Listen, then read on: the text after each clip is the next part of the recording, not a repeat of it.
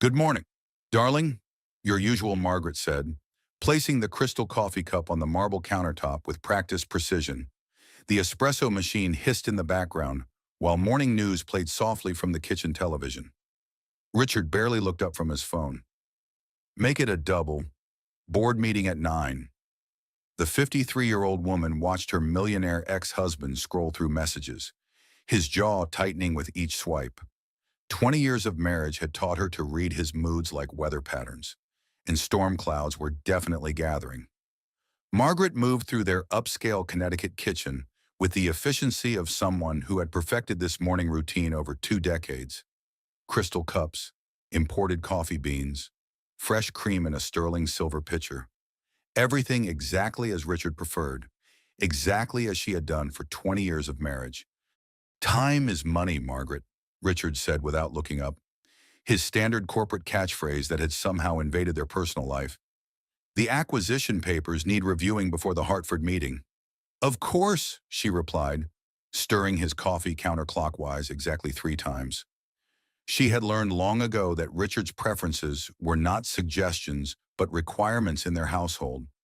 As she handed him the perfectly prepared cup, Margaret noticed something that made her stomach flutter with unease. A smudge of lipstick on his white collar, deep red, almost burgundy. Not her shade. She wore soft pinks and corals. Never anything so bold. She opened her mouth to mention it, then closed it again. Some battles aren't worth fighting.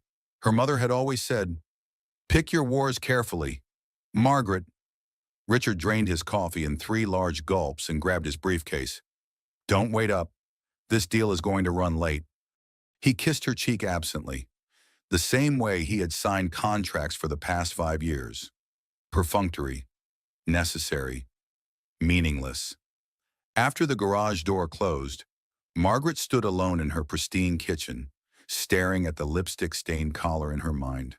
She thought about calling her sister Linda in California, but what would she say that her husband had lipstick on his shirt, that he barely looked at her anymore? That their 20-year marriage felt more like a business arrangement than a partnership. Instead, she loaded the dishwasher and planned her day. Grocery shopping, dry cleaning pickup, dinner preparation for Richard's return. The same routine that had structured her adult life. The same schedule that had made her feel secure and purposeful. But today, something felt different. The lipstick had cracked something open inside her. A tiny fissure in the foundation of her carefully constructed world. Margaret walked to the bathroom mirror and studied her reflection. 53 years old, blonde hair still thick but requiring more maintenance than she cared to admit. Laugh lines that had become worry lines. A woman who had spent her 30s and 40s supporting her husband's career, hosting his business dinners, managing his household, raising his profile in the community. When had she stopped being Margaret and become simply Richard's wife? The thought surprised her with its clarity. She had been thinking of herself as Richard's wife for so long that she had forgotten she was also Margaret Patterson. The woman who had graduated magna cum laude with a degree in interior design, who had once dreamed of opening her own firm, who had postponed her ambitions to build his...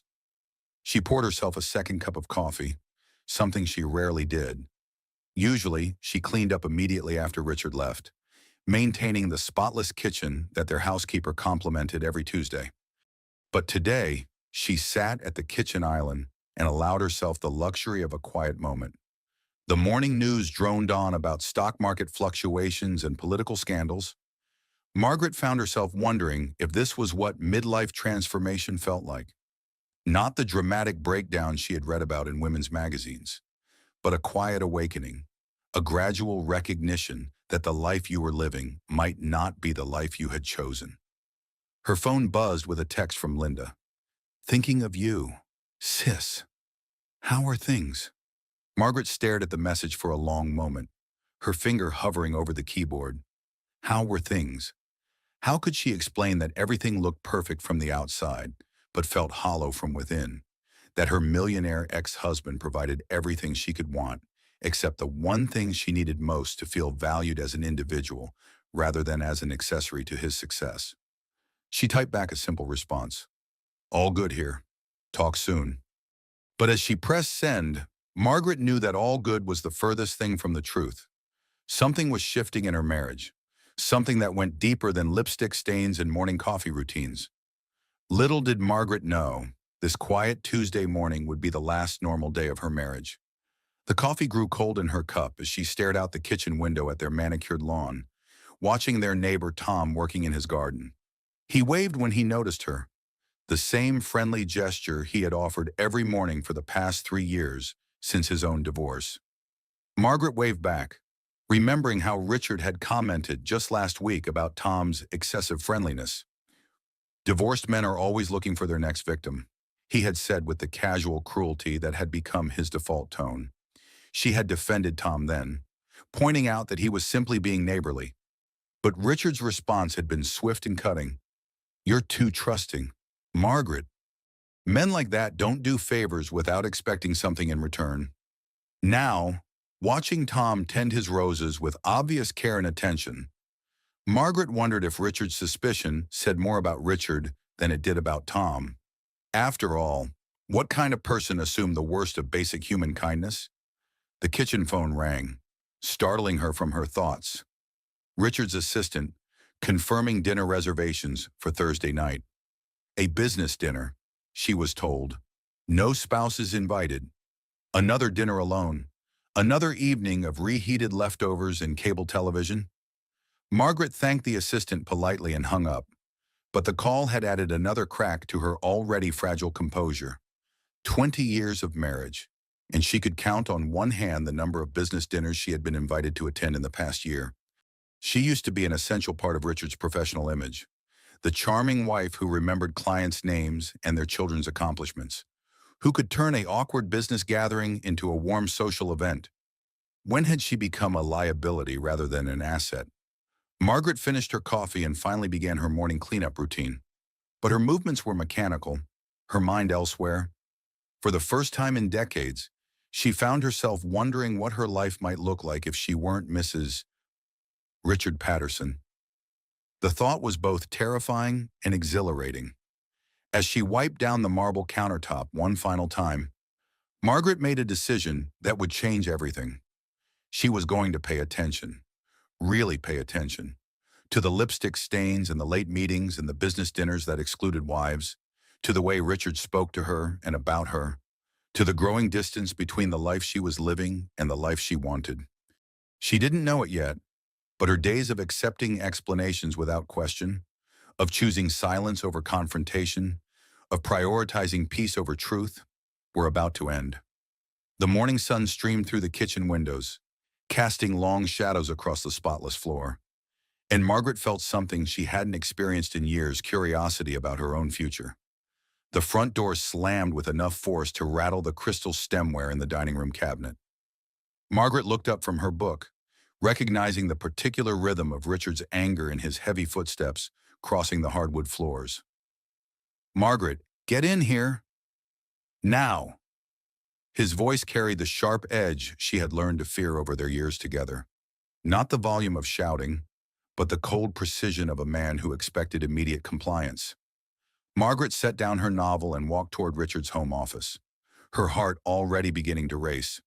Richard stood behind his mahogany desk, still wearing his charcoal business suit but with his tie loosened and his face flushed with fury.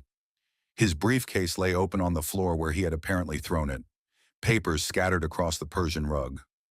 "We need to talk," he said, but his tone suggested this would be more interrogation than conversation. "Of course," Margaret replied, settling into the leather chair across from his desk. "What's wrong?" Richard's laugh was harsh and bitter. "What's wrong? What's wrong is that I spent my entire board meeting today fielding questions about my wife's inappropriate relationship with our neighbor." Margaret blinked, genuinely confused. "What inappropriate relationship? Don't play dumb with me," Richard snapped. "Tom Morrison, the divorced man next door who seems to have unlimited time to help with your little projects around the house." The accusation was so unexpected, so completely unfounded, that Margaret struggled to find words. "Tom fixed my car last week when it wouldn't start. He brought me coffee while I waited for the mechanic. That's called being neighborly?" Richard, Neighborly, Richard repeated, his voice dripping with sarcasm. Is that what you call sitting on the front porch with another man, laughing and carrying on while I'm working 60-hour weeks to pay for this house? Margaret felt the familiar twist of anxiety in her stomach, the way Richard's accusations always made her question her own perceptions. I wasn't carrying on with anyone. Tom helped me with a car problem, and we had coffee. Two neighbors having a normal conversation. Normal conversation, Richard said, beginning to pace behind his desk. Let me tell you what's normal. Margaret, normal is a wife who supports her husband's career instead of embarrassing him in front of business associates. Normal is discretion and loyalty, not flirting with the first available man who shows you attention. The unfairness of his attack struck her like a physical blow. Flirting, Richard? I haven't flirted with anyone in 20 years. I've been nothing but loyal to you and to our marriage. 20 years of marriage, Richard continued, his voice rising now. And this is how you repay me, by making me look like a fool in front of people who control million-dollar contracts. Margaret stood up, her own voice finally finding strength. I have never, ever been unfaithful to you. The fact that you would even suggest such a thing shows how little you know me after all these years. That's when Richard's hand moved faster than her reflexes could follow. The slap echoed through the home office like a gunshot. Margaret's head snapped to the side from the impact, her cheek immediately beginning to sting and burn. She raised her hand to touch the spot where his palm had connected, her mind struggling to process what had just happened. Silence filled the room, broken only by the tick of the grandfather clock in the corner and Margaret's sharp intake of breath. How dare you, Richard said, his voice cold as winter. I've given you everything. This house, that car, those designer clothes hanging in your closet. I've provided for you, protected you, built a life that most women would kill for. And you throw it all away for what, neighborly coffee with a divorced man who's obviously looking for his next conquest. Margaret stared at her husband, really seeing him perhaps for the first time in years. The man she had married had been ambitious but kind, driven but considerate. The person standing before her now was someone she barely recognized. Someone who could justify hitting his wife because she had accepted help from a neighbor. I never asked for designer clothes, she said quietly, her voice steady despite the trembling in her hands. I never asked to be provided for like some kind of dependent child. What I asked for was partnership, respect, basic human kindness. You want respect, Richard laughed bitterly. Earn it. Stop making me look like a cuckold in front of my colleagues and maybe we can talk about respect. The word hit her like a second slap. Cuckold. As if her imaginary infidelity was primarily about his wounded ego rather than any actual betrayal of their marriage vows. I'm sleeping in the guest room tonight, Margaret said, turning toward the door. You'll sleep wherever I tell you to sleep, Richard called after her. This is my house, bought with my money, and you'll follow my rules while you're living under my roof. Margaret paused in the doorway without turning around. Your rules, she repeated. Not our marriage, not our home, not our decisions. Your rules in your house with your money. That's right, Richard said. And you'd better remember that before you decide to play house with the neighbor again. Margaret walked upstairs to the guest bedroom, her cheek still burning from the impact of Richard's hand. She locked the door behind her and sat on the edge of the bed, finally allowing herself to touch the tender spot where he had struck her. Have you ever been accused of something so ridiculous, so unfair, that words just disappeared from your mouth? Margaret thought about women who would understand this moment. Her sister Linda, who had warned her about Richard's controlling tendencies 20 years ago. Her college friend Jennifer, who had survived her own difficult divorce. Her mother, who had taught her that some battles weren't worth fighting. But what her mother hadn't taught her was what to do when the battle came to you, whether you wanted it or not. Margaret looked around the guest bedroom, with its neutral beige walls and impersonal hotel furniture. This room had always felt temporary, a place for visiting relatives and overflow guests during dinner parties. Now it felt like sanctuary, a space where Richard's anger couldn't follow, where his accusations couldn't reshape reality to fit his paranoid assumptions. She thought about Tom Morrison, working in his garden every morning with patient dedication. In the 3 years since his own divorce, he had never been anything but respectful and kind. He helped elderly Mrs. Chen with her groceries. He shoveled snow from the sidewalks of neighbors he barely knew. He had fixed Margaret's car because it was the right thing to do. The idea that such basic human decency could be twisted into evidence of an affair would have been laughable if it weren't so devastating. Margaret's phone buzzed with a text message.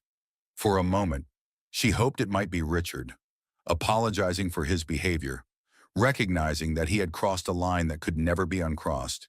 Instead, it was Linda. Call me when you get a chance. I have news about my promotion. Margaret stared at the message, remembering her sister's successful career in marketing, her independence, her ability to make decisions about her own life without seeking permission from a husband who saw partnership as ownership. For the first time in 20 years, Margaret began to wonder what financial independence after 50 might actually look like. She turned off the bedside lamp and lay down fully clothed, her cheek still tender against the pillow. Outside her window, she could see the light in Tom's kitchen, where he was probably preparing his own simple dinner, living his own quiet life, completely unaware that his neighborly kindness had somehow become grounds for domestic violence. Tomorrow, Margaret decided, she would begin asking questions about credit card statements and business dinners and lipstick stains and all the small deceptions that had accumulated over the years like sediment in a riverbed. Tonight, she would sleep alone in the guest room, the locked door a fragile barrier between her and a husband who no longer felt like her partner in anything.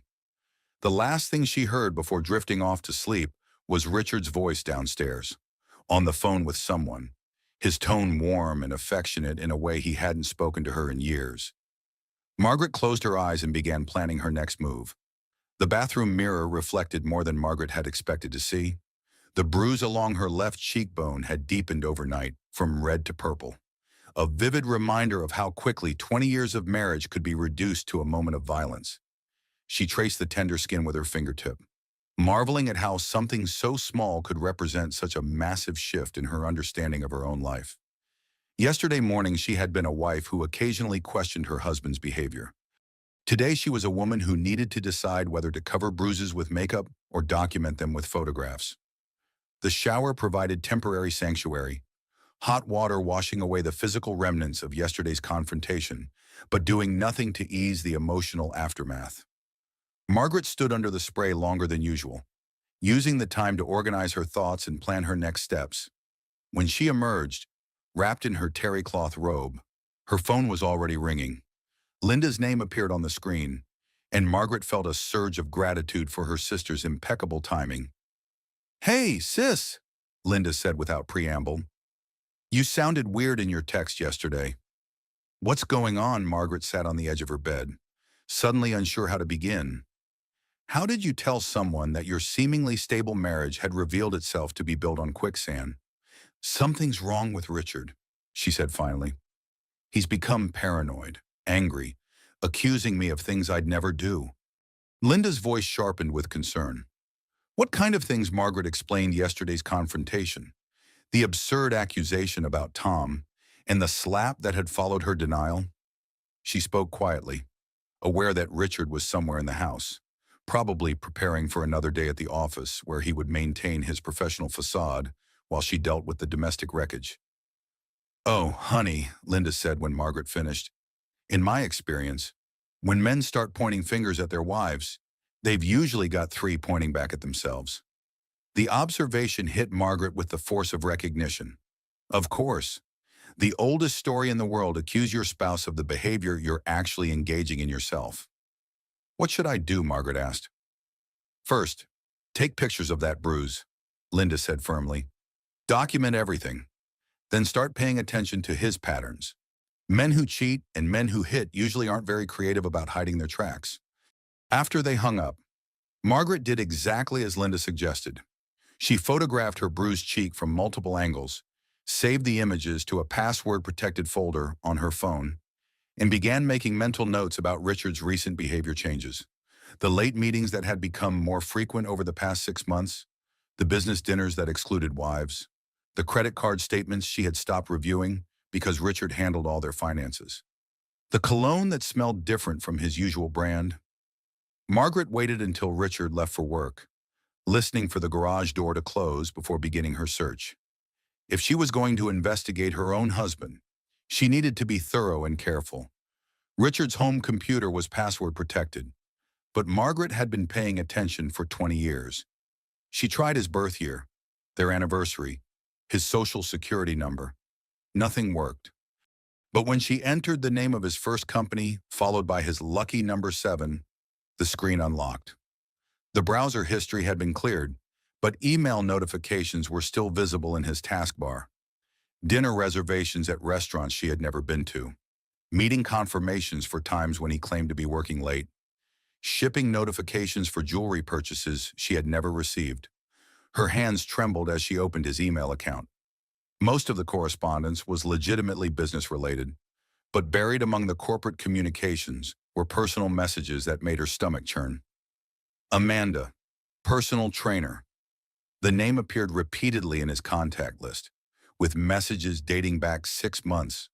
Margaret clicked on the most recent exchange. Richard, tonight's meeting ran late. Can we reschedule for Thursday, Amanda? Of course, baby. I'll keep the room until you get there. Miss you. Richard, miss you too. The situation at home is getting complicated. Amanda, maybe it's time to tell her about us. I'm tired of being your secret. Richard, not yet. The timing has to be right.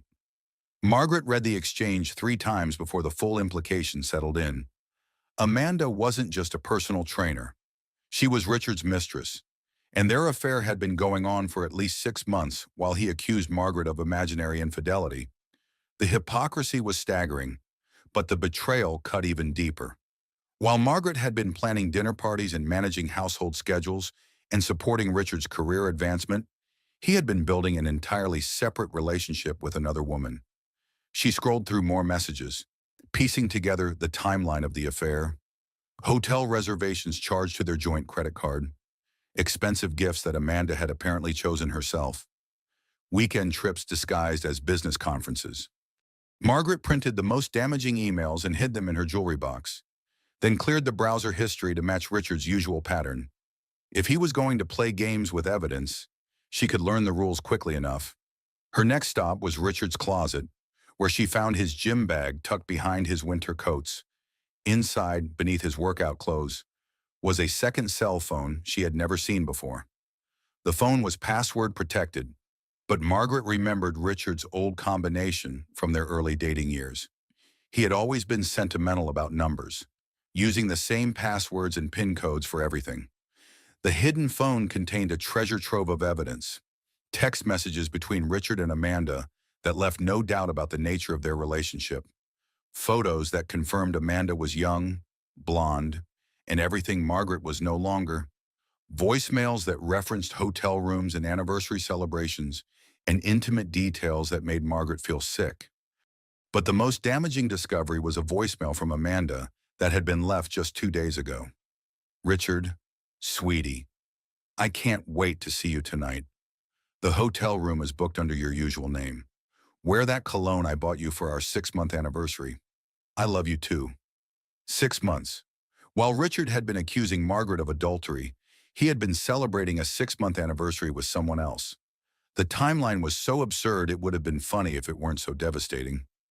Margaret saved the voicemail to her own phone and carefully returned Richard's hidden device to its place in his gym bag. She was learning that successful investigation required patience and planning, not emotional reactions. The rest of the afternoon was spent organizing her discoveries and deciding how to proceed. She had photographic evidence of domestic violence, documented proof of adultery, and financial records that showed Richard had been using their joint resources to fund his affair. But Margaret had been married to a corporate executive for 20 years. She knew that information was only powerful if you used it strategically. When Richard came home that evening, Margaret was in the kitchen preparing his favorite dinner as if nothing had changed. She had covered her bruise with makeup and arranged her expression into the neutral mask she had perfected over years of marriage. "How was your day?" she asked, handing him his usual cocktail. "Productive," Richard replied, but his eyes didn't meet hers. "Long meetings about the Hartford acquisition? Probably be working late again tomorrow night." "Of course," Margaret said. "I'll keep dinner warm." But as Richard settled into his evening routine, checking his phone and reviewing business documents, Margaret was conducting her own analysis. Every lie he told, every explanation he offered, every detail of his deception was being cataloged and remembered. The truth was about to reveal itself, and Margaret wasn't prepared for what she would discover next. That night, as Richard claimed he needed to return to the office for an emergency conference call, Margaret watched from the guest bedroom window as he drove away in the direction of downtown rather than his corporate campus.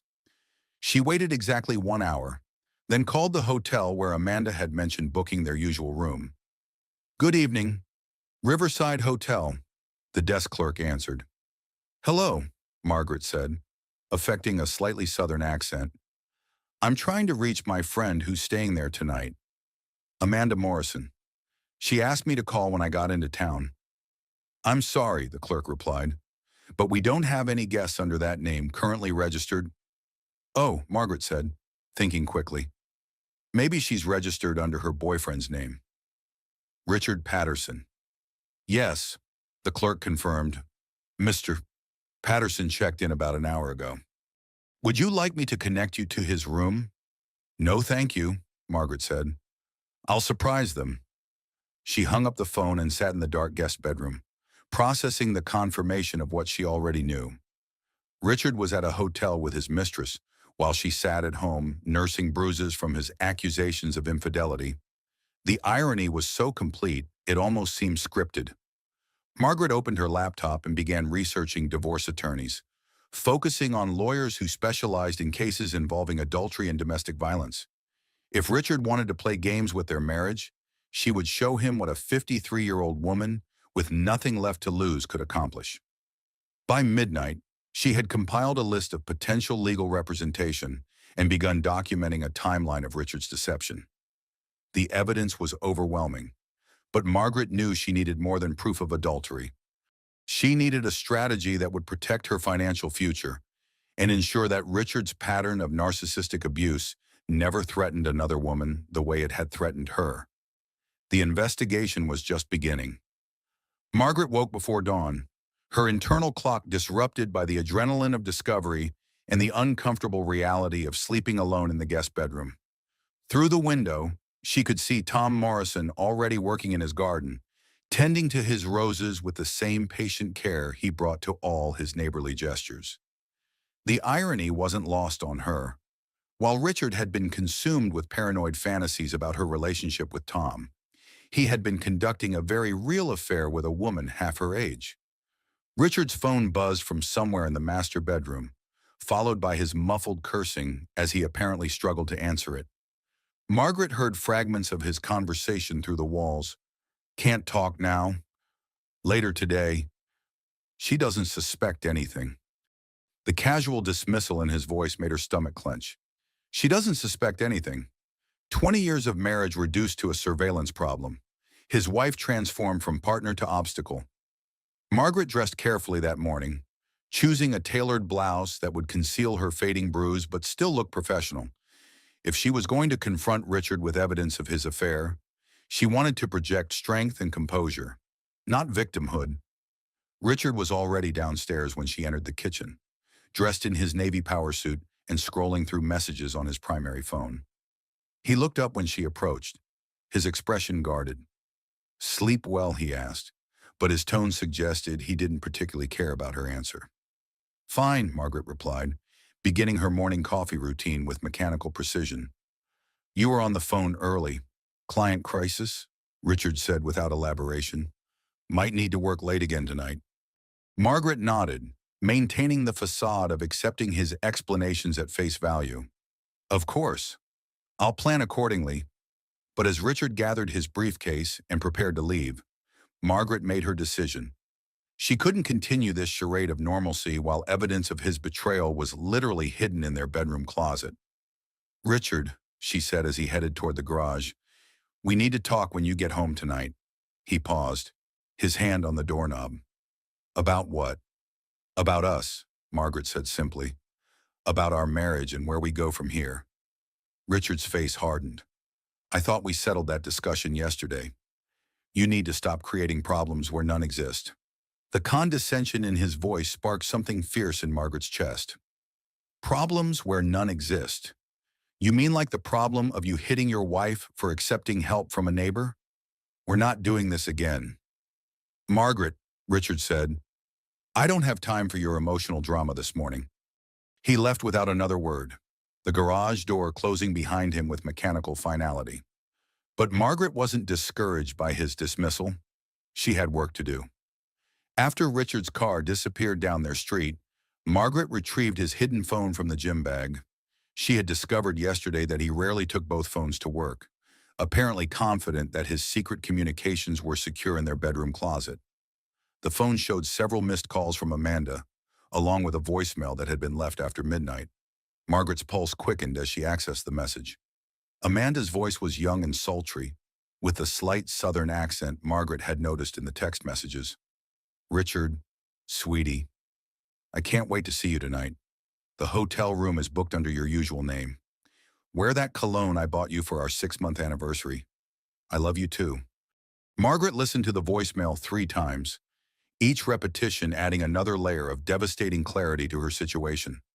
6 months of deception, a usual name at hotels, cologne purchased by another woman, anniversary celebrations that had nothing to do with their marriage. She saved the voicemail to her own phone and began scrolling through Richard's text message history with Amanda. The conversation was intimate, affectionate, and completely inconsistent with Richard's claims about working late and client emergencies. Amanda, miss you already. Last night was incredible. Richard can't stop thinking about you. This double life is getting exhausting, though. Amanda, I know. Baby. But soon we won't have to hide anymore. Richard, Margaret's starting to ask questions. We need to be more careful. Amanda. Maybe it's time to tell her about us. I'm ready to stop being your secret. Richard. Not yet. The timing has to be perfect. She could take half of everything in a divorce. The final message hit Margaret like a physical blow. She could take half of everything in a divorce. 20 years of marriage. And Richard's primary concern wasn't emotional devastation or broken trust, but financial liability. Margaret photographed the most damaging conversations and voicemails, then carefully returned the phone to its hiding place. The evidence was overwhelming, but she needed to present it strategically rather than reactively.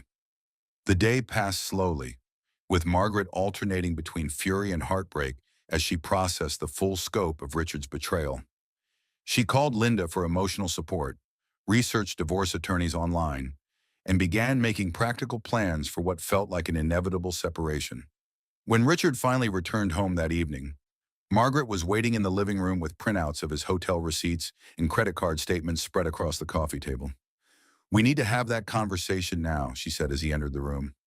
Richard's eyes immediately went to the papers, his face cycling through surprise, anger, and calculation in rapid succession. What is this? He demanded. Documentation, Margaret replied calmly. Of your 6-month relationship with Amanda Morrison, your personal trainer, of hotel rooms charged to our joint credit card, of jewelry purchases for someone who isn't your wife. Richard's composure cracked slightly. You've been going through my private communications, your private communications. Margaret stood up, her voice remaining level despite the adrenaline coursing through her system. Richard, we're married. We have joint accounts, shared credit cards, combined financial obligations. Nothing you do with our resources is entirely private. This is insane, Richard said, but his protest lacked conviction. You're turning into one of those paranoid wives who can't trust their husbands. Margaret reached for her phone and played Amanda's voicemail on speaker. Richard, sweetie, I can't wait to see you tonight. The hotel room is booked under your usual name. Wear that cologne I bought you for our 6-month anniversary. I love you too. The silence that followed was deafening. Richard stared at the phone as if Amanda's voice might somehow disappear if he concentrated hard enough. Funny, Margaret said when the voicemail ended. Because your personal trainer just left you a very intimate message about celebrating your 6-month anniversary while you were accusing me of having an affair with our neighbor? Richard's face flushed red, but instead of shame or apology, his expression hardened into defiance. You had no right to go through my private property, he said. Private property? Margaret felt her carefully maintained composure beginning to crack. Richard, you hit me yesterday for allegedly cheating with Tom Morrison. You called me a liar and suggested I was destroying your professional reputation. And now I find out you've been having an actual affair for 6 months. It's not what you think, Richard said, but the lie sounded hollow even to him. It's exactly what I think, Margaret replied. You've been cheating on me, using our money to fund your affair, and projecting your own guilt onto me by accusing me of infidelity. Richard began pacing, his corporate executive brain apparently searching for a way to control the narrative. Amanda is complicated, he said finally. She's young. She has unrealistic expectations about our relationship. I never promised her anything permanent. Our relationship, Margaret repeated. You mean your affair? It's not an affair, Richard snapped. It's a situation, a temporary arrangement that got more complicated than I intended. The casual cruelty of his language was breathtaking. Amanda wasn't a person with feelings in Richard's analysis, just a situation that had become inconvenient. Listen to yourself, Margaret said. You're talking about a human being like she's a business problem you need to solve. Because that's exactly what she is, Richard replied, his mask finally slipping completely. A problem that I've been managing while trying to maintain stability at home. Margaret stared at her husband, seeing him clearly for perhaps the first time in their marriage, not the ambitious but caring man she had fallen in love with, but a narcissistic manipulator who viewed both his wife and his mistress as objects to be managed rather than people to be respected. I'm sleeping in the guest room again tonight, she said, gathering the printed evidence from the coffee table. We're not finished with this conversation. Richard called after her. Yes, we are, Margaret replied without turning around. Until you can have an honest discussion about what you've done to our marriage, we have nothing to talk about. As she climbed the stairs to the guest bedroom, Margaret heard Richard on the phone, his voice low and urgent, probably calling Amanda to warn her that his wife had discovered their secret. But Margaret was no longer interested in Richard's damage control strategies. She had all the evidence she needed to prove adultery, and Richard's reaction had shown her exactly how little remorse he felt about betraying their marriage vows. Tomorrow, she would begin making calls to the divorce attorneys on her list. Tonight, she would sleep peacefully for the first time in months, no longer wondering if she was paranoid or oversensitive. The truth had finally revealed itself, and Margaret was ready to act on what she had learned. Margaret spent the following morning researching divorce attorneys, while Richard attended what she now knew were probably fictional business meetings. She had crossed a threshold overnight, moving from evidence gathering to action planning, and the shift felt both terrifying and liberating. Linda called just after lunch, her voice full of sisterly concern. How are you holding up, she asked. Better than expected, Margaret replied, surprising herself with the honesty of that statement. Finding out the truth is awful, but not knowing was worse. What's your next step? I'm going to follow him tonight, Margaret said, the words coming out before she had fully formed the plan. He claims he's staying at his brother's house until I come to my senses, but I think he's going to the hotel where he meets Amanda. Linda was quiet for a moment. Are you sure you want to see that sometimes ignorance really is bliss? I need to understand the full scope of what I'm dealing with, Margaret said. For 20 years, I've been making decisions based on incomplete information. Not anymore. That evening, Richard made a show of packing a small suitcase while delivering a lecture about Margaret's unreasonable behavior and his need for space to think clearly about their marriage. Maybe some time apart will help you realize how good you've had it here, he said, loading his bag into his BMW.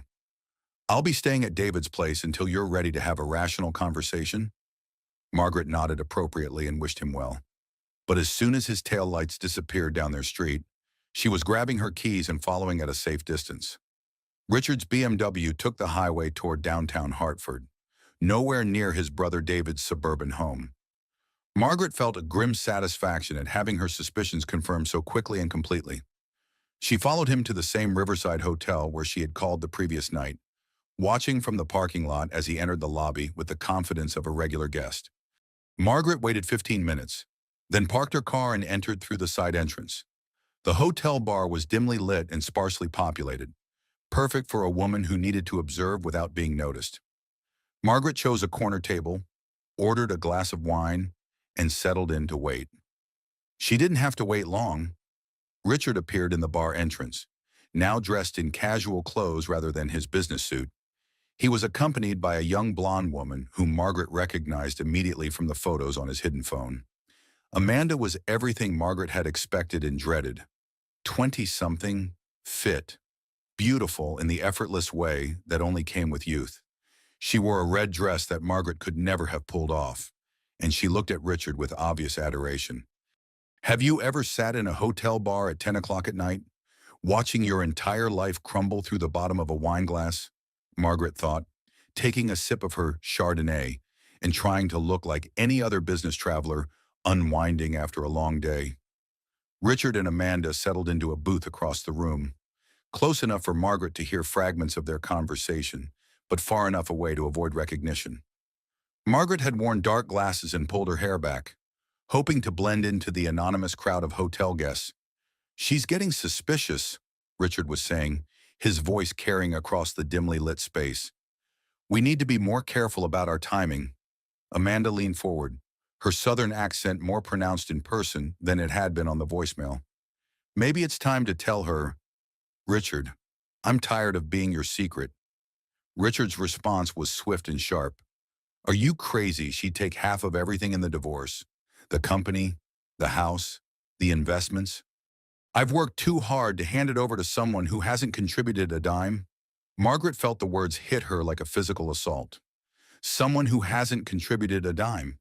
20 years of supporting his career, hosting his business dinners, managing his household, raising his professional profile in the community, and Richard saw her contribution as worthless. "But honey," Amanda continued, "you said yourself that she's not the same woman you married. Maybe she'd be happier too if you both just moved on." Richard laughed, but there was no humor in the sound. "Margaret doesn't have the backbone to ask for a divorce. She's too comfortable with the lifestyle I've provided, too scared to make it on her own." Margaret's hand tightened around her wine glass as she listened to her husband reduce their entire marriage to a financial transaction and her personality to cowardice. "Besides," Richard continued, "if we play this right, she'll be the one who looks unreasonable. All that paranoid behavior, accusing me of things I'm not doing, making scenes about innocent interactions with neighbors. I could probably get sole custody of the assets if I document her instability correctly." The calculation in his voice was breathtaking. Richard wasn't just cheating on her. He was actively strategizing to portray her as mentally unstable so he could avoid the financial consequences of adultery. Amanda shifted uncomfortably in her seat. "I don't like the idea of hurting her." "Richard, she seems like a nice woman from what you've told me." "Nice women finish last in divorce court," Richard replied. "Trust me, I've seen how these things play out. The key is controlling the narrative from the beginning." Margaret had heard enough. She left money on the table for her wine and walked out of the hotel bar, her mind reeling from the casual cruelty of Richard's planning.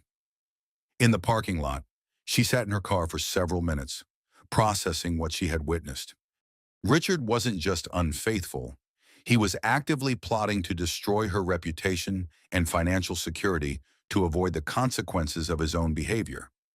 The man she had been married to for 20 years had just revealed himself to be a stranger who saw her as an obstacle to be overcome, rather than a person deserving of basic respect. Margaret started her car and drove home, but instead of feeling devastated, she found herself getting angry, really, truly angry for the first time in years. Richard thought she was too comfortable and too scared to fight for herself. He was counting on her passivity, her conflict avoidance, her 20-year pattern of choosing peace over confrontation. He was about to discover how wrong he could be. At home, Margaret poured herself another glass of wine and called Linda. "I need the name of the best divorce attorney in Connecticut," she said when her sister answered. "Did something happen?" Linda asked. "Richard just showed me exactly who he really is," Margaret replied. "And it turns out I'm married to someone I've never met before." She explained what she had overheard at the hotel, Richard's casual dismissal of her contributions to their marriage, and his plan to portray her as unstable to avoid paying appropriate settlement. "The bastard," Linda said when Margaret finished. "What are you going to do? I'm going to show him what a 53-year-old woman with nothing left to lose can accomplish." Margaret replied, "He wants to play games with our marriage." "Fine, but he's about to learn that I've been watching him for 20 years, and I know exactly how to win games he doesn't even realize we're playing." By midnight, Margaret had compiled a comprehensive file of evidence, including photographs of her bruised face, printouts of Richard's affair-related expenses, recordings of Amanda's voicemails, and detailed notes about the conversation she had overheard at the hotel. Richard returned home the next morning, apparently expecting to find her chastened and apologetic after his night of strategic absence. Instead, he found Margaret sitting at the kitchen table with divorce papers already drafted by Connecticut's most aggressive family law attorney. "Good morning, darling," she said, her voice pleasantly calm. "Your coffee is ready, and so am I." The war for her financial independence after 50 was about to begin, and Margaret had every intention of winning. Margaret spent the next week in a state of focused preparation that would have impressed any corporate strategist. She documented Richard's affair with forensic precision, consulted with Sarah Chen, Connecticut's most feared divorce attorney, and began building a network of women supporting women that would have made her mother proud. Linda flew in from California, arriving with legal documents, moral support, and a fierce determination to see her sister reclaim her dignity. Jennifer, Margaret's college friend who had become a successful private investigator, provided professional expertise in evidence gathering. Even Tom Morrison, the neighbor whose innocent helpfulness had triggered Richard's paranoid accusations, offered practical assistance and emotional support. The plan that emerged from their collaboration was both elegant and devastating. Richard had mentioned during one of his fake phone calls that he would be dining at Chez Laurent on Friday night, allegedly entertaining potential investors for the Hartford acquisition. Margaret knew from her surveillance that Amanda would be joining him for what they probably considered a romantic evening at Hartford's most exclusive restaurant. What Richard didn't know was that Margaret had also made reservations at Chez Laurent for the same evening. Margaret dressed carefully for the occasion, choosing a black cocktail dress that projected confidence and sophistication. She wanted to look like the successful woman she had been before marriage reduced her to Richard's supporting cast, the interior design graduate who had sacrificed her own ambitions to build his career. Tom Morrison arrived at 7:30, wearing a navy suit that complemented Margaret's ensemble perfectly. In the 3 weeks since Richard's accusations about their alleged affair, Tom had proven himself to be exactly what he appeared, a kind, divorced man who understood the pain of marital betrayal and wanted to help a neighbor in crisis. "You don't have to do this," he said as they drove toward the restaurant. Confronting him publicly could backfire. Margaret adjusted her rearview mirror to check her makeup one final time. "Tom, for 20 years I've avoided conflict to preserve a marriage that was already over. Tonight, I'm choosing truth over peacekeeping." Chez Laurent was everything Margaret remembered from the early years of her marriage, when she and Richard had celebrated promotions and anniversaries in its candlelit dining room. The maître d' recognized her immediately, seating her and Tom at a prime table with clear sight lines to the rest of the restaurant. They didn't have to wait long. Richard entered at 8:15, looking confident and relaxed in his charcoal suit. Amanda was radiant beside him, wearing a red dress that probably cost more than most people's monthly salaries. They were seated at Richard's usual table, where he had apparently been conducting his affair in plain sight for months. Margaret watched her husband through the flickering candlelight, noting how different he looked with Amanda than he had with her in recent years. Attentive, charming, genuinely engaged in conversation. This was the Richard she had fallen in love with 20 years ago. The man who had disappeared gradually over their marriage until she began to wonder if she had imagined his capacity for warmth and affection. Now she understood. Richard was still capable of charm and attention. He had simply decided she no longer deserved either.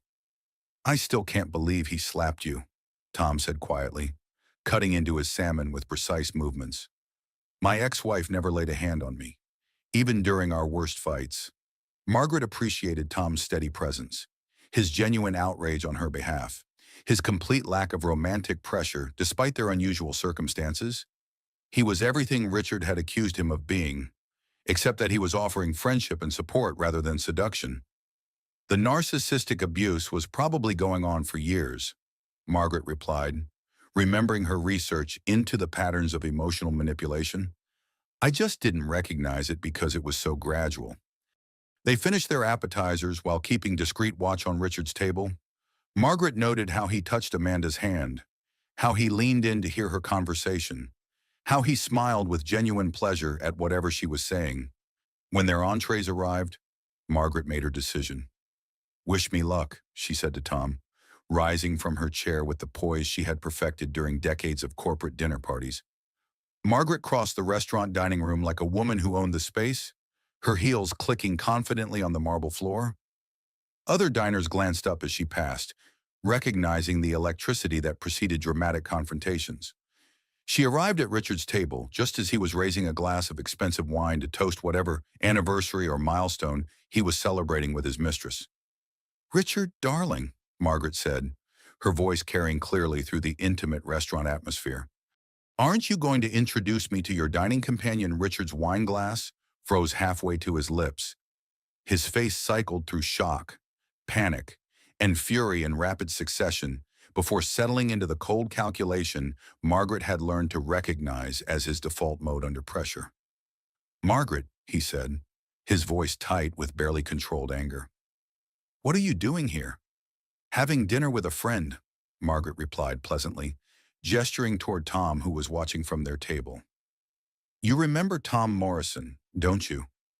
Our neighbor whom you accused me of having an affair with Amanda," looked between Margaret and Richard with growing confusion, clearly trying to process the sudden appearance of the wife she had probably been told was unreasonable and unstable. "Richard, who is this?" Amanda asked, her southern accent more pronounced under stress. Margaret smiled warmly at the younger woman. "I'm Margaret Patterson, Richard's wife of 20 years. And you must be Amanda, his personal trainer." "Personal trainer." Amanda's voice rose slightly. "Richard, you told me you were separated." The lie hung in the air between them like a toxic cloud. Other diners were beginning to notice the commotion, their conversations quieting as they sensed drama unfolding at the prominent corner table. Separated. Margaret's laugh was genuinely amused. "That's interesting. Amanda, we shared a bed 3 nights ago. Well, before Richard moved into the guest room after slapping me for allegedly cheating with Tom." The restaurant fell completely silent. Amanda's face drained of color as she processed Margaret's words. "You slapped her?" Amanda turned to Richard, her voice trembling with shock and disgust. "You told me she was emotionally abusive, that she was the one who got physical." Richard's careful facade crumbled completely. He looked around the restaurant, realizing that his professional reputation was being destroyed in real time by witnesses who would remember this confrontation for years. "Margaret, you're making a scene," he hissed. "These people don't need to hear our personal business." "Personal business," Margaret's voice remained perfectly controlled, but it carried to every corner of the now silent dining room. "Richard, when you use our joint credit cards to fund hotel rooms for your affairs, when you lie to both your wife and your mistress about the nature of your relationships, when you hit your spouse for imaginary infidelity while conducting very real adultery, it stops being personal business." Amanda stood up abruptly, her chair scraping against the marble floor. "I can't do this," she said, her voice breaking. "Richard, you lied to me about everything. Your marriage, your separation, your wife's behavior. Everything." "Amanda, wait," Richard called, but she was already walking toward the restaurant exit, her red dress a blur of movement and betrayal. The maitre d' approached their table with professional discretion. "Perhaps we could resolve this matter more privately," he suggested. "Of course," Margaret said graciously. "Richard, I believe your dinner companion has left. Tom and I will finish our meal and let you process whatever just happened here." She turned and walked back to her table with the same confidence she had displayed approaching Richard's, leaving her husband sitting alone among the ruins of his carefully constructed double life. The restaurant slowly returned to normal conversation levels, but Margaret could feel the weight of attention and speculation following her across the dining room. By tomorrow, Richard's colleagues and clients would all know about his affair, his lies, and his domestic violence. His professional reputation, which he had prioritized above everything else in their marriage, was now as damaged as their relationship. "How do you feel?" Tom asked as Margaret settled back into her chair. "Free," Margaret replied, surprising herself with the honesty of that single word. "For the first time in 20 years, I feel completely free." They finished their dinner in companionable conversation while Richard sat alone at his table, staring at his untouched meal and presumably contemplating the complete destruction of his carefully managed image.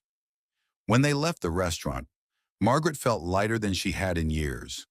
The public confrontation had been risky, but it had accomplished exactly what she had hoped. It had forced Richard to face consequences for his behavior in front of the professional community he valued more than his marriage. Tomorrow, the real work of building her new life would begin. Tonight, she would sleep peacefully, knowing that she had finally stopped accepting lies as truth and cowardice as wisdom.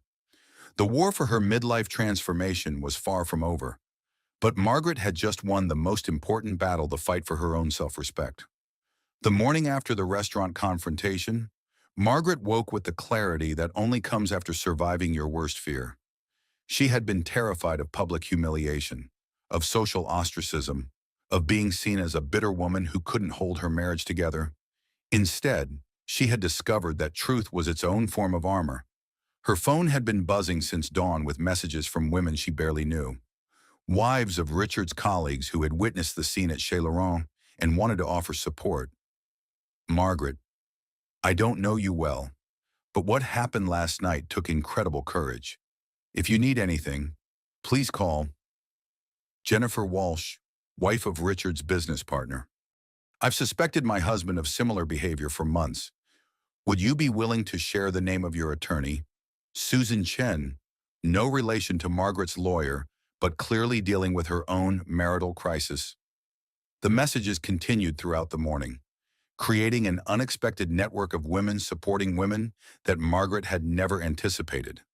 Apparently, Richard's behavior was neither unique nor particularly well hidden among the corporate wives of Hartford's business community. Margaret spent the morning organizing her evidence with the methodical precision she had learned during 20 years of managing Richard's household and career obligations. Bank statements, credit card records, hotel receipts, photographs of her bruised face, recordings of Amanda's voicemails, and detailed notes about every lie Richard had told over the past 6 months. Linda arrived just after lunch, carrying coffee and legal documents from Sarah Chen's office. "The divorce papers are ready," she announced, settling into Margaret's kitchen with the take-charge attitude that had made her successful in California's competitive marketing industry. "Sarah says you have enough evidence to demand significant alimony and asset division." Margaret reviewed the paperwork, noting how her 20-year marriage was being reduced to financial calculations and legal terminology. Community property, spousal support, asset liquidation, custody arrangements for their joint investments. "What about Richard's reaction to last night?" Linda asked. "He sent me 12 text messages between midnight and 6 this morning," Margaret replied, showing Linda her phone. Threats, promises, apologies, and accusations. The full cycle of narcissistic abuse, all documented in writing. Linda scrolled through Richard's messages, her expression growing darker with each desperate communication. "Richard, you've destroyed my professional reputation for no reason. Richard, Amanda means nothing to me. You're the only woman I've ever really loved. Richard, If you continue this vindictive behavior, I'll make sure you get nothing in the divorce. Richard, I'm willing to work on our marriage if you can be reasonable about what happened.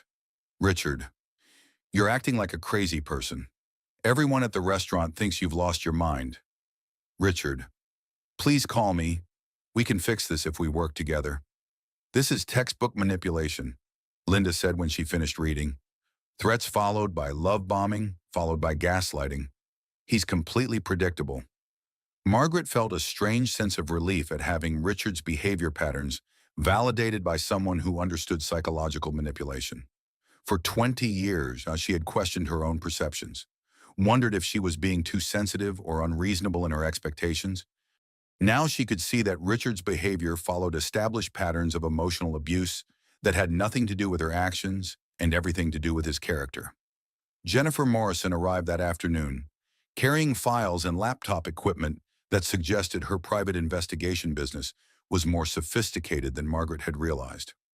I've been doing some research on Richard's financial activities, Jennifer announced, spreading documents across Margaret's dining room table. The affair with Amanda is just the tip of the iceberg. Margaret and Linda listened as Jennifer outlined her discoveries. Richard had been moving money into offshore accounts for over 2 years, apparently preparing for a potential divorce long before Margaret had any suspicion of problems in their marriage.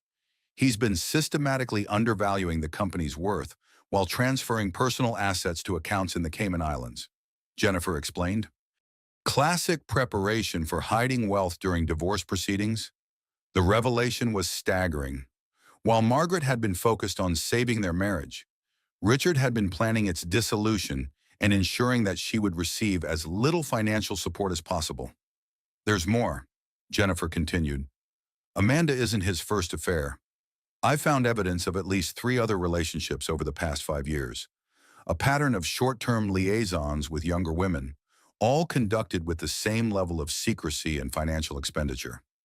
Margaret stared at the evidence spread across her dining room table, realizing that her entire marriage had been built on foundations of deception she had never suspected.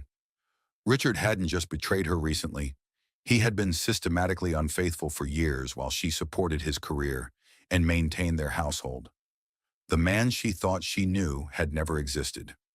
How did I miss this? Margaret asked, feeling overwhelmed by the scope of Richard's duplicity. Because you trusted him, Linda said firmly. Because you were focused on being a good wife instead of being a suspicious investigator. Because normal people don't assume their spouses are conducting multiple affairs while hiding assets in offshore accounts. Jennifer began organizing the financial documents into categories that would be useful for divorce proceedings. Richard's pattern of behavior was so extensive and well documented that Margaret's attorney would have overwhelming evidence of adultery, financial fraud, and systematic deception. He made one crucial mistake, Jennifer observed. He kept records of everything. Email confirmations for hotel bookings, credit card statements for jewelry purchases, bank transfers to hidden accounts. Richard documented his own crimes because he never thought you'd be smart enough or motivated enough to investigate him. The condescension implicit in Richard's record-keeping was almost as insulting as his actual infidelity. He had been so confident in Margaret's passivity, so certain of her financial dependence and emotional vulnerability, that he hadn't bothered to cover his tracks effectively. That evening, Margaret called Sarah Chen to schedule an emergency meeting. The evidence Jennifer had uncovered transformed their divorce case from simple adultery to potential criminal fraud, and Margaret wanted to understand all her legal options. You have enough documentation to request forensic accounting of all your husband's business and personal finances, Sarah explained during their phone conversation. The offshore accounts alone could constitute criminal tax evasion, and using marital assets to conduct affairs gives you grounds for significant punitive damages. Margaret found herself thinking about financial independence after 50 in concrete terms for the first time in her adult life.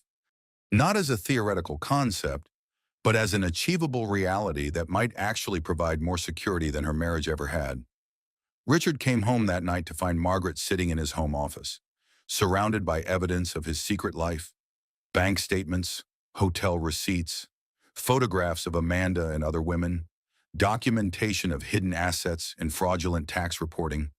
What is this, he demanded. But his voice lacked the authority he had wielded so effectively throughout their marriage.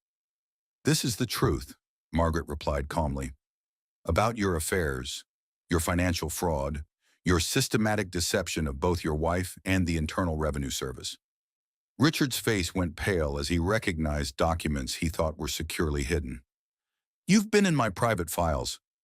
Richard, Margaret said, standing up from his desk chair. We don't have private files anymore. We have evidence for divorce proceedings and potentially criminal prosecution. She handed him a copy of the divorce papers, watching as he read through the extensive list of assets, debts, and demands for spousal support. You can't be serious, Richard said, but his voice was shaking. This is vindictive, cruel. You're trying to destroy my entire life. No, Margaret replied. I'm trying to rebuild mine. You destroyed your own life when you decided that marriage vows were optional and financial honesty was unnecessary. Richard sank into the chair across from his desk, apparently realizing for the first time that his carefully constructed double life was collapsing around him. What do you want? He asked quietly. I want a divorce settlement that reflects my contributions to your career and compensates me for 20 years of supporting a man who was systematically betraying me. Margaret said, I want financial security that doesn't depend on your honesty or fidelity. And I want you to understand that underestimating women can be a very expensive mistake. Margaret left Richard sitting in his office, surrounded by evidence of his own deception, and went upstairs to the guest bedroom that had become her sanctuary. Tomorrow, she would begin building a life based on truth rather than illusion, on her own strength rather than someone else's promises. For the first time in 20 years, Margaret fell asleep planning her own future, instead of managing someone else's expectations.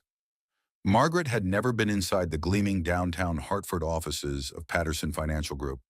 Despite the fact that her husband's name was literally on the building directory, for 20 years, she had been told that corporate spaces were Richard's domain, that wives were appreciated at company parties but unnecessary in actual business settings. Today, she was about to discover exactly how much power a wronged wife could wield in those same corporate spaces. Sarah Chen walked beside her through the marble lobby, both women dressed in their most authoritative business attire.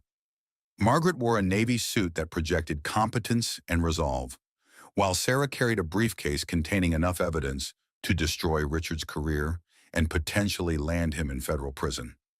The monthly board meeting was scheduled for 10 o'clock in the 32nd floor conference room, where Richard would be presenting quarterly projections to the company's investors and board members.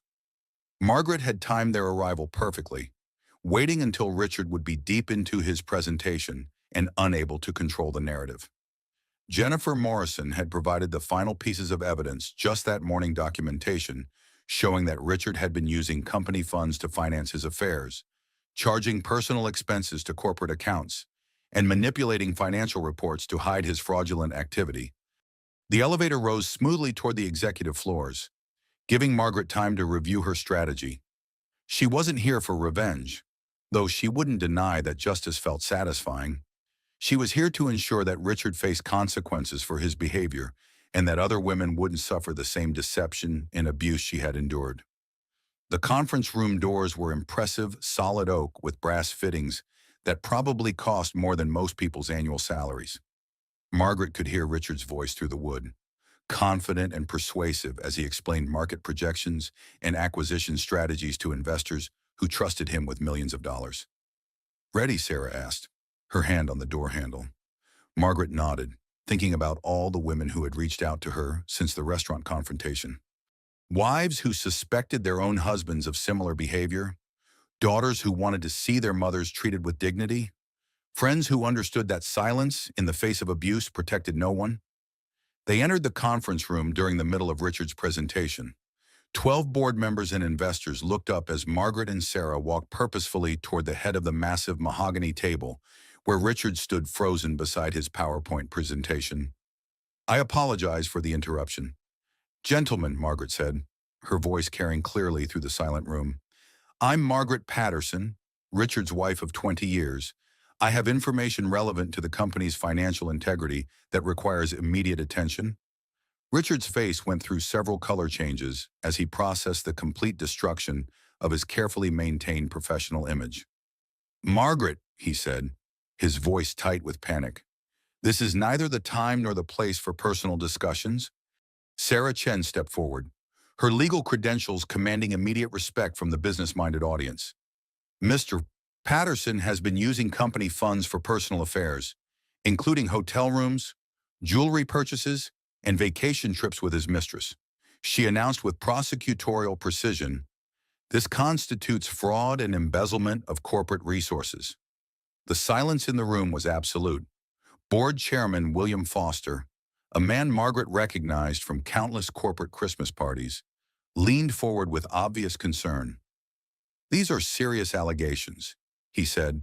Can you provide documentation?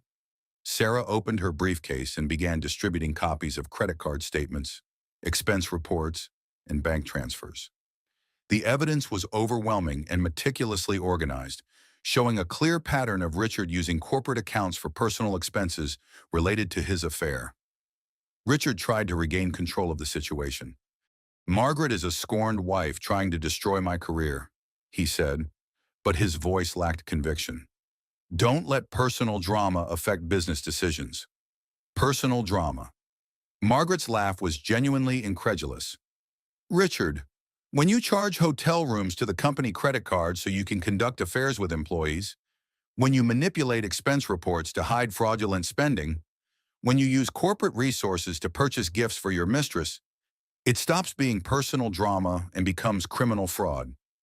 She gestured toward the presentation screen, where Richard's quarterly projections were still displayed. I spent 20 years supporting this man's career, hosting his business dinners, managing his professional image, building relationships with the clients and investors in this room. Margaret continued, I believed I was partnering with someone who shared my values of honesty and integrity. Instead, I was unknowingly enabling someone who sees rules and ethics as obstacles to his personal gratification.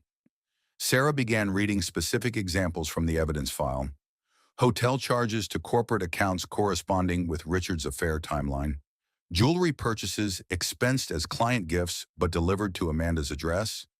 Vacation trips charged as business conferences but spent entirely with his mistress. Board member Patricia Walsh, one of the few women in the room, spoke up with obvious anger. Richard, you've been representing this company to clients and investors while conducting yourself in a manner that could expose us to criminal liability. Richard made one final attempt to deflect responsibility. Amanda is a personal trainer who occasionally provides services to company executives. Any expenses related to her work are legitimate business costs. Margaret reached into her purse and placed Richard's hidden phone on the conference table. The device contained months of intimate text messages, photographs, and voicemails that left no doubt about the nature of his relationship with Amanda. Would you like me to play some of the voicemails Amanda left on this phone? Margaret asked. The ones where she talks about celebrating your 6-month anniversary in hotel rooms charged to company accounts?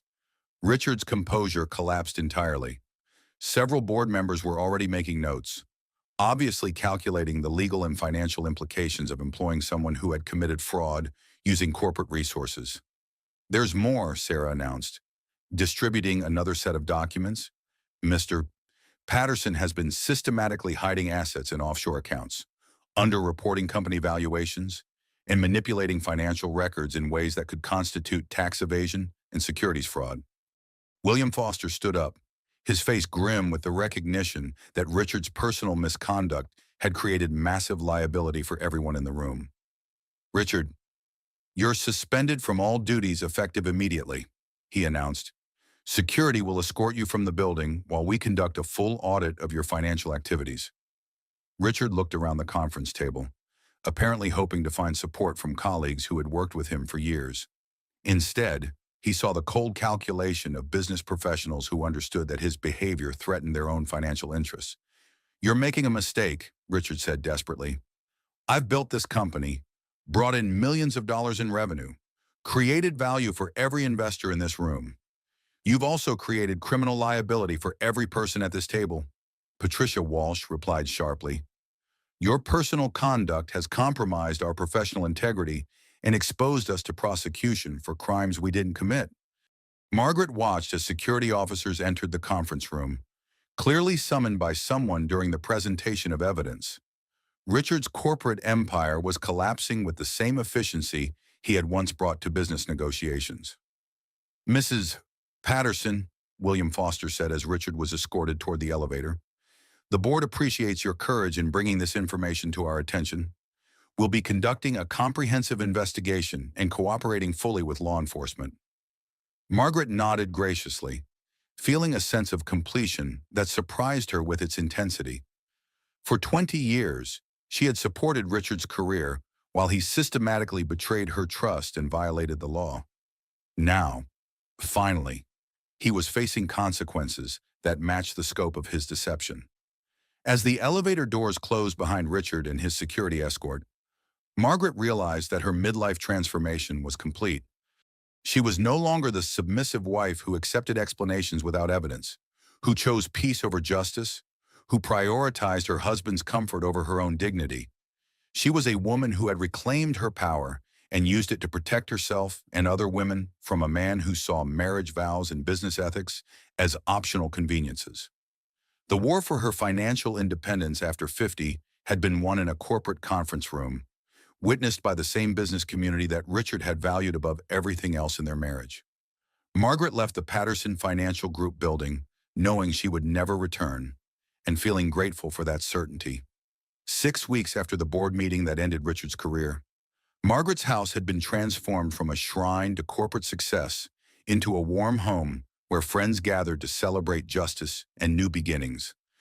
The crystal stemware, an imported coffee service, had been replaced by comfortable furniture and fresh flowers from Tom's garden.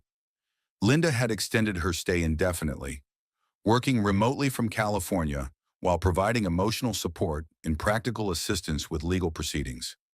Jennifer Morrison had become a close friend, in addition to a professional ally, bringing over Chinese takeout and divorce war stories that made Margaret laugh instead of cry. Tonight, they were joined by Sarah Chen, who had arrived with champagne and news that would change Margaret's life forever.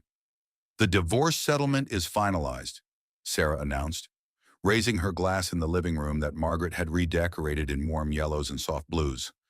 Congratulations, Margaret. You're officially a free woman with a very secure financial future. Margaret listened as Sarah outlined the terms of her victory: 50% of all marital assets, including the previously hidden offshore accounts that Richard had hoped to conceal, alimony payments for 15 years, calculated based on Margaret's contributions to Richard's career advancement, full ownership of their Connecticut home, which Richard would be required to sign over within 30 days. What about Richard's legal situation? Linda asked. Sarah's smile was professionally satisfied. The SEC investigation is ongoing, but Richard has already been charged with securities fraud and tax evasion. He's also facing civil lawsuits from company investors who lost money due to his financial manipulation. Jennifer pulled out her laptop and showed them recent news articles about the Patterson Financial Group scandal. Richard's professional downfall had been swift and comprehensive, with federal prosecutors treating his case as an example of corporate fraud that victimized both investors and employees. He's living in a studio apartment in West Hartford, Jennifer reported. Amanda left him immediately after learning about his other affairs and the criminal charges. His brother David won't speak to him because the family reputation has been damaged by association. Margaret felt no satisfaction in Richard's complete social and professional destruction, but she did feel relief that he was finally facing consequences that matched his behavior. I spent 20 years being the perfect corporate wife, Margaret said, looking around at the women who had helped her reclaim her life. I hosted dinner parties and remembered clients' names and managed Richard's image while he systematically betrayed every value I thought we shared. But you know what I realized, she continued. I didn't lose 20 years. I gained 20 years of experience in organization, negotiation, relationship management, and strategic planning, skills that I'm going to use to build something that actually belongs to me. Margaret had enrolled in interior design classes at the University of Hartford, rediscovering the passion she had abandoned when she married Richard. Her professors were impressed by her natural talent and her mature perspective on creating spaces that reflected people's authentic selves rather than their aspirations for social status. Several of the women who had reached out after the restaurant confrontation had asked Margaret to redesign their homes, creating an unexpected client base for the interior design business she was planning to launch. Tom Morrison had become a steady presence in her life, offering friendship and emotional support without romantic pressure. His own divorce had taught him the value of patience and genuine connection, qualities that Richard had never demonstrated during their marriage. "We're thinking about taking a trip to Italy next month," Margaret announced, surprising herself with how natural the statement sounded. "Tom has always wanted to see the gardens of Tuscany, and I'd love to study Italian interior design techniques." The idea of traveling with a man who saw her as an equal partner rather than a supporting cast member felt revolutionary after 20 years of marriage to someone who had reduced her to a household manager and public accessory. "You deserve all the happiness in the world," Linda said, tears in her eyes. "I'm so proud of how you've handled this entire situation." Margaret reflected on the journey from that morning coffee ritual 6 months ago to this celebration of independence and justice. The woman who had accepted lipstick stains and late meetings without question had become someone who demanded evidence and accountability from everyone in her life. "The most valuable lesson I learned," Margaret said, "is that when someone tries to diminish your worth, they're usually revealing their own insecurities. Richard spent our entire marriage trying to make me smaller because he was threatened by my potential for independence." She paused, thinking about all the women who were still trapped in relationships similar to what hers had been. A confident, secure person doesn't need to tear others down to feel powerful. She continued, "Richard's need to control and manipulate me was never about my behavior. It was always about his fear that I might realize I didn't need him as much as he needed me to believe I did." Sarah Chen raised her champagne glass again. "To Margaret Patterson, who proved that women supporting women can accomplish anything." The toast was echoed by everyone in the room. But Margaret was thinking about the broader implications of her victory. Richard's behavior hadn't existed in isolation. It was part of a pattern of narcissistic abuse that damaged women across social and economic boundaries. "I want to help other women recognize these patterns before they waste 20 years of their lives," Margaret said. "I'm thinking about starting a support group for women going through similar situations." The idea had been forming in her mind for weeks. Inspired by the messages she continued to receive from women who had witnessed her public confrontation with Richard or heard about her successful divorce settlement through Hartford's social networks, Jennifer leaned forward with obvious interest. "I could provide investigative services for women who suspect their husbands of financial fraud or adultery. A lot of them don't know how to gather evidence effectively, and I could handle the legal referrals," Sarah added. "There are attorneys who specialize in high-asset divorces involving narcissistic abuse, but most women don't know how to find them." Margaret felt the excitement of purposeful collaboration, the same energy she had brought to supporting Richard's career, but directed toward causes that aligned with her own values.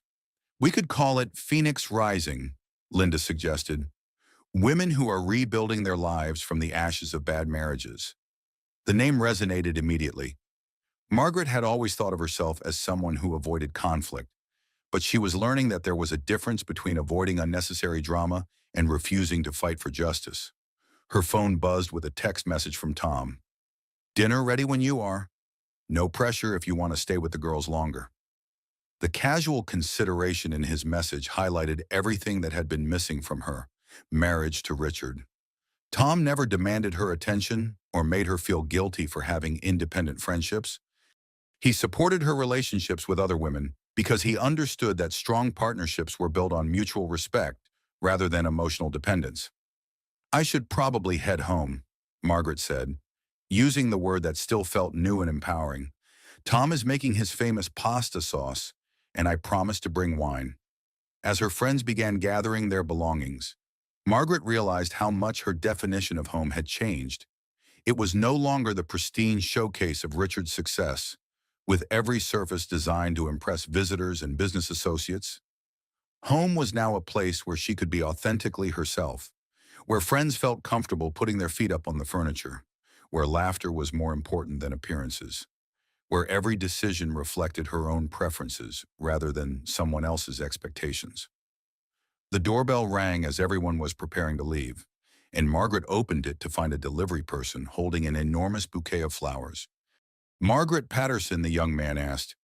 "That's me," Margaret replied, accepting the arrangement of roses, lilies, and baby's breath that would have cost several $100s at Hartford's premium florist. The card was from Richard, with a message that made everyone in the room roll their eyes. "Margaret, I've had time to think about our situation, and I'm willing to forgive your vindictive behavior if you're ready to work on rebuilding our marriage. We can put this unfortunate episode behind us and return to the life we built together. I love you." "Richard." Margaret read the message aloud, and the room erupted in laughter that held no malice but plenty of disbelief. "He still doesn't get it," Jennifer observed. "He thinks this is something you did to him rather than consequences for his own choices." Margaret carried the expensive flowers to her kitchen and dropped them directly into the garbage disposal. The gesture felt symbolic and satisfying, a physical representation of her refusal to accept Richard's attempts to rewrite history or minimize his responsibility for destroying their marriage. "That's the most expensive garbage I've ever seen," Linda commented, but her tone was approving. "Some things aren't worth recycling," Margaret replied, turning on the disposal and watching 20 years of accepting Richard's manipulative gestures disappear down the drain. Her friends left with promises to meet again soon for Phoenix Rising planning sessions, and Margaret walked across her backyard to Tom's house, carrying a bottle of wine and feeling lighter than she had in decades. Tom's kitchen smelled like garlic and herbs, and he greeted her with a hug that was warm without being possessive, affectionate without being demanding. "How did the celebration go?" he asked, stirring sauce while she opened the wine. "Perfect," Margaret replied. "Sarah says the divorce settlement will give me complete financial independence. I can start my interior design business without worrying about immediate profitability." Tom raised his wine glass in a toast to new beginnings and second chances. As they sat down to dinner in Tom's comfortable kitchen, Margaret reflected on how different this felt from the formal dining experiences she had shared with Richard. There was no performance required, no need to manage conversation topics or worry about making the right impression. Tom asked about her design classes and listened genuinely to her ideas about starting Phoenix Rising. He shared stories about his own post-divorce journey and the lessons he had learned about rebuilding life after betrayal. The conversation flowed naturally from serious topics to silly observations, from future plans to childhood memories, from professional ambitions to personal dreams. When Margaret finally returned to her own house that evening, she felt the deep satisfaction of a day well lived and a future full of possibilities. She had started the morning as a woman celebrating her victory over an abusive husband and ended it as someone planning to help other women achieve their own liberation. The transformation from victim to victor to advocate felt like the natural progression of a journey that had begun with a single slap and evolved into a comprehensive reclamation of personal power. Margaret fell asleep that night in her own bed, in her own house, surrounded by her own choices, planning her own future. For the first time in 20 years, she was exactly where she belonged.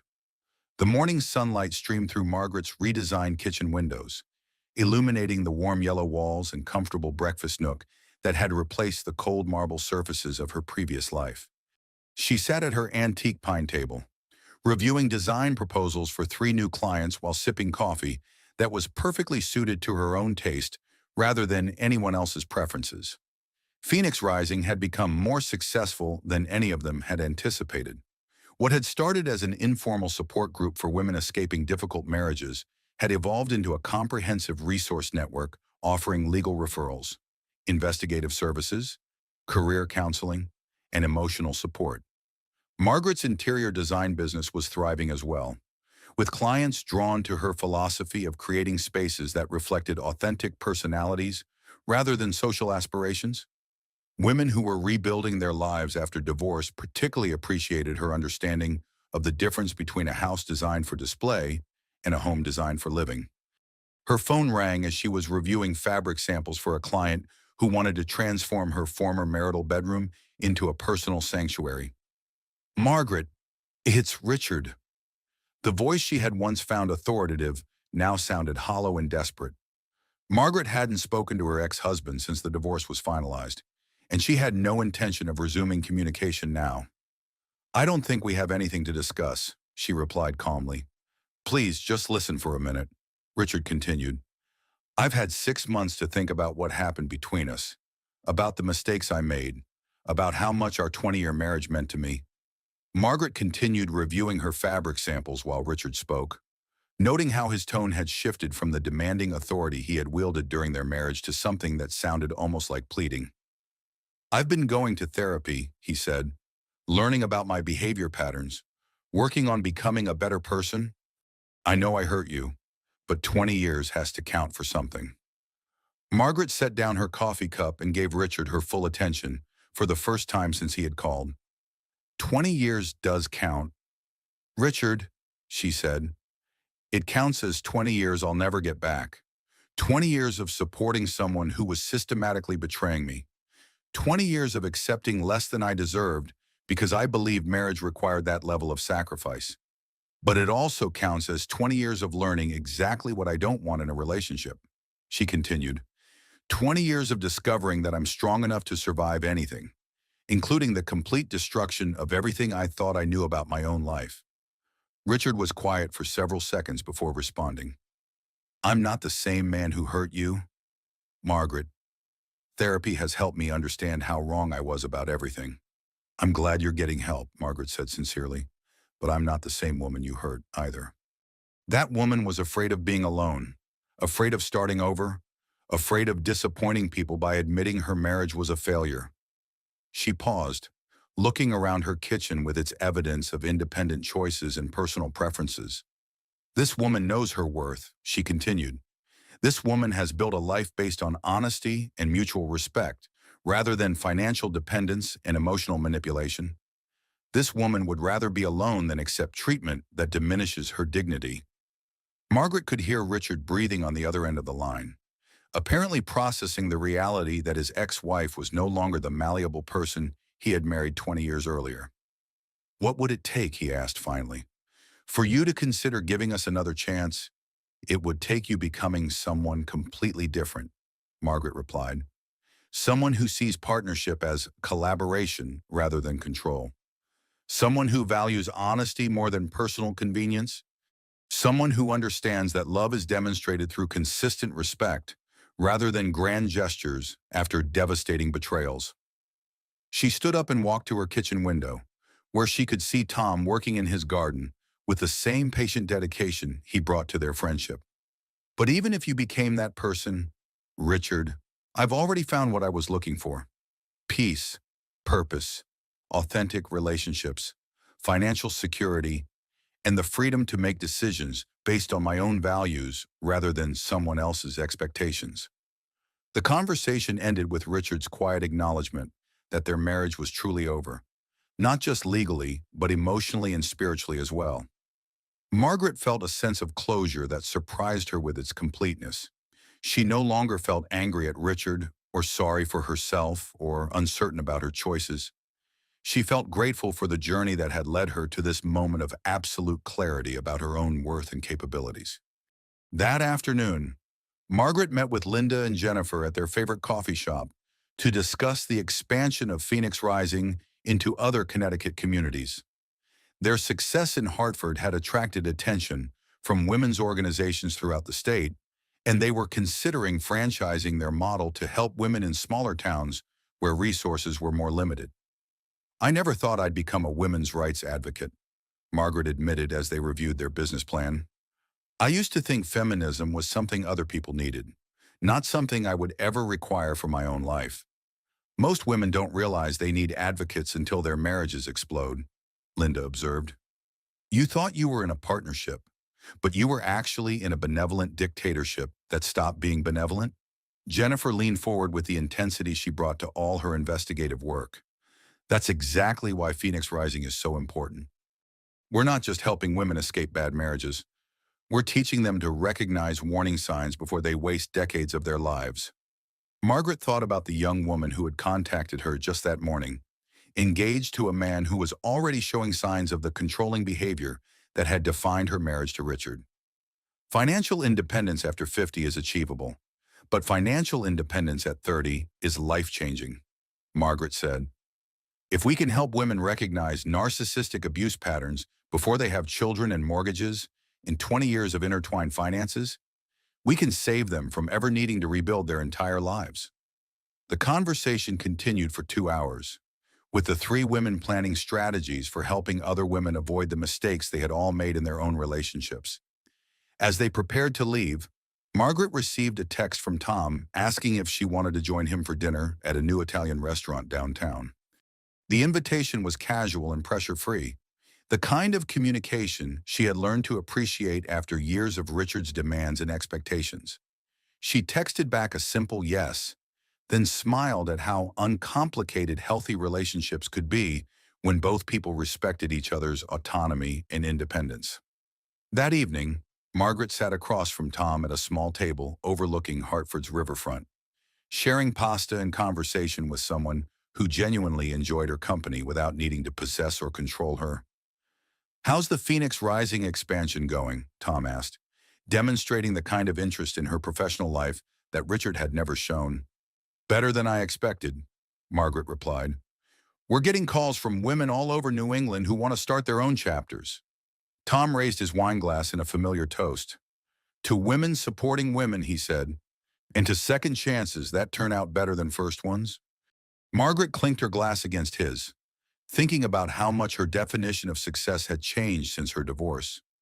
Success was no longer about maintaining the appearance of a perfect marriage or supporting someone else's career advancement. Success was having the courage to demand authenticity in all her relationships, the wisdom to recognize her own worth, and the strength to build a life that reflected her values rather than her fears. As they walked along the riverfront after dinner, Margaret felt the deep contentment that came from living in alignment with her principles. She had not only survived the destruction of her marriage, she had used that experience to create something meaningful for herself and other women.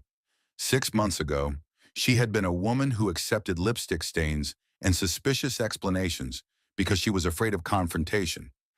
Tonight, she was a woman who had transformed personal devastation into professional purpose, who had turned victimization into advocacy, who had discovered that her greatest strength had always been her capacity for growth and reinvention. When they reached her front door, Tom kissed her gently on the cheek, the same respectful gesture he had offered every evening for the past 3 months. "Thank you for a lovely evening," Margaret said, meaning it completely.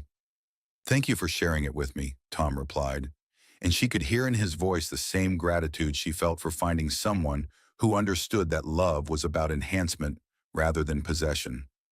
Inside her house, Margaret made herself a cup of tea and sat in her redesigned living room, surrounded by furniture that reflected her personal taste rather than corporate entertaining requirements. Her laptop showed dozens of emails from women requesting help with divorce proceedings, business startup advice, and emotional support during their own midlife transformations. Each message represented someone who had decided to stop accepting less than she deserved, someone who had chosen courage over comfort, someone who was discovering that life after a difficult marriage could be better than life during it. Margaret opened her design software and began working on plans for her newest client, a woman in her 40s who wanted to completely redecorate the home she had kept in her divorce settlement. As she worked, Margaret reflected on the journey that had brought her to this moment. The slap that had changed everything hadn't just ended her marriage. It had awakened her to possibilities she had never considered while she was focused on being the perfect corporate wife. She had learned that women supporting women could accomplish anything, that financial independence after 50 was not only possible, but liberating, and that the most valuable relationship she could cultivate was the one she had with herself. The clock on her mantle chimed midnight, marking the end of another day in her new life. Margaret saved her design work, turned off her laptop, and prepared for bed with the satisfaction of someone who had spent her time purposefully. Tomorrow would bring new clients, new Phoenix Rising members, new opportunities to help women recognize their own strength and potential. Tonight, she would sleep peacefully in her own bed, in her own house, planning her own future, surrounded by choices that reflected her authentic self rather than someone else's expectations. The slap that had changed everything had ultimately been the best thing that ever happened to her, though she would never recommend that path to personal growth for anyone else. Margaret turned off the lights and walked upstairs, grateful for the journey that had brought her home to herself. Outside her bedroom window, the Connecticut suburbs were quiet and peaceful, full of women who were sleeping beside husbands who respected them, women who were sleeping alone by choice, and women who were lying awake wondering if they deserved better than what they had settled for. Margaret hoped that some of those women would find the courage to demand more, to investigate their suspicions, to document their evidence, and to build lives that honored their own worth rather than someone else's convenience. She fell asleep thinking about the design project she would complete tomorrow, the Phoenix Rising meetings she would facilitate next week, and the Italian vacation she and Tom were planning for next month. For the first time in 20 years, Margaret's dreams were about her own future rather than someone else's expectations. The transformation was complete, and it was beautiful.